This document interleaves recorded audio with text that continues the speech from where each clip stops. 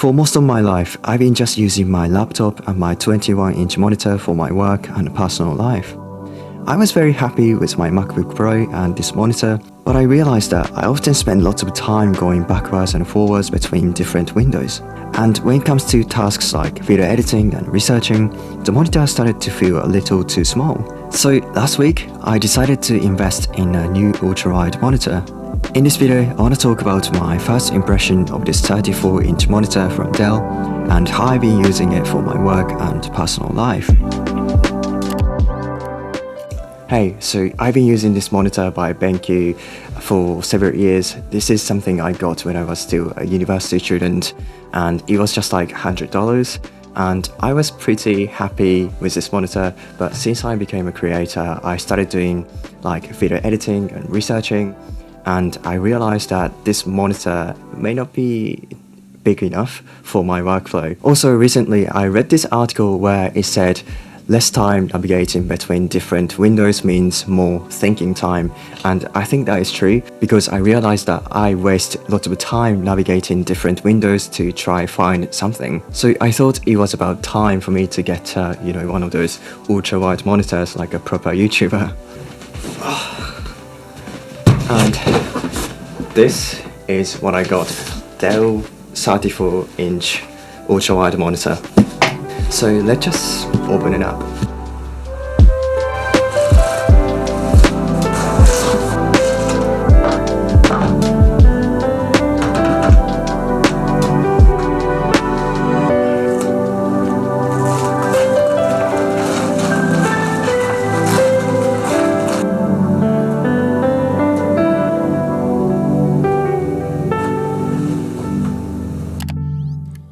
Alright, so it took about 10 minutes to set this up.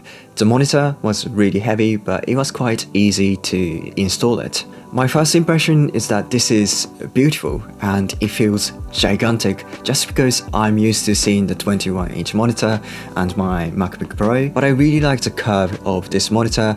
It makes it so easy to see the corners of the screen, and it lets you move your monitor up and down and tilt as well with ease. So why did I choose this monitor? Well, there were a few criteria that I used. One, this is obvious, but I wanted to be ultra-wide curved monitor. I wanted to be ultra-wide because I do lots of video editing, and video editing requires lots of space on your screen. And I wanted to be also curved because it makes it easy to see the corners of the screen and easy on your eyes.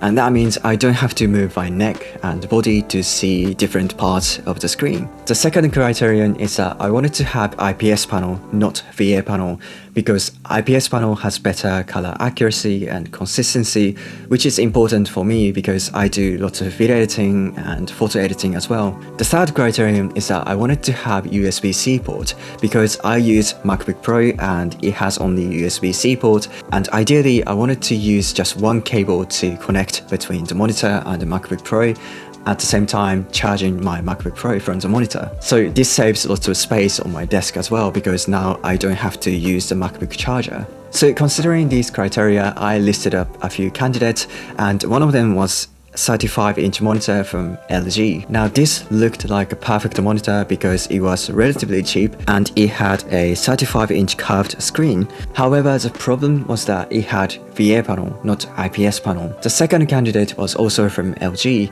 It was LG 38-inch monitor.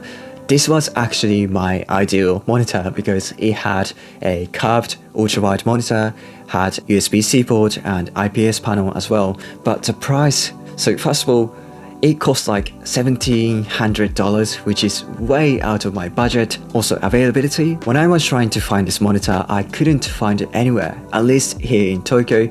It seems like a really popular option among people right now, but honestly, if I had the money and it was available in Tokyo, I would have gone for this one. And finally, the third option was the 34-inch monitor from Dell, and that is actually the one I got.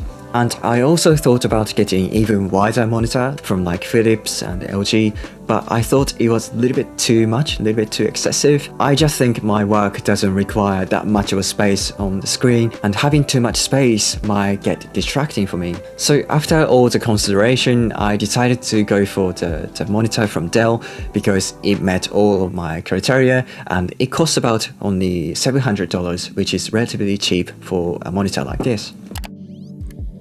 The major benefit of getting this monitor is that now I don't have to spend lots of time navigating different windows trying to find something, and I can spend more time on thinking. For example, this monitor is really useful when I'm doing researching and taking notes, so I can open Roam Research, which is my favorite note-taking app, on the left side and have the browser on the right side, so I can read an article or watch a video on my browser while taking notes. In fact, I always keep Roam Research open in the left side so I can jot down ideas or write down thoughts really quickly. Also, it comes in really handy when I'm doing video editing with Final Cut Pro because I can see the entire timeline in one screen. Now I don't have to scroll left and right to see different parts of timeline, which makes the video editing process much smoother. Plus, I can have another window open in the side.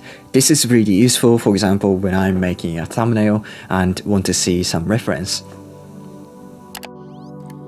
Alright, so that was kind of my review of the Dell 34-inch monitor. A second monitor can be expensive, especially good ones, but if your work is done on computer like me, getting a new monitor, getting a second monitor can be a great investment because it can significantly improve your productivity.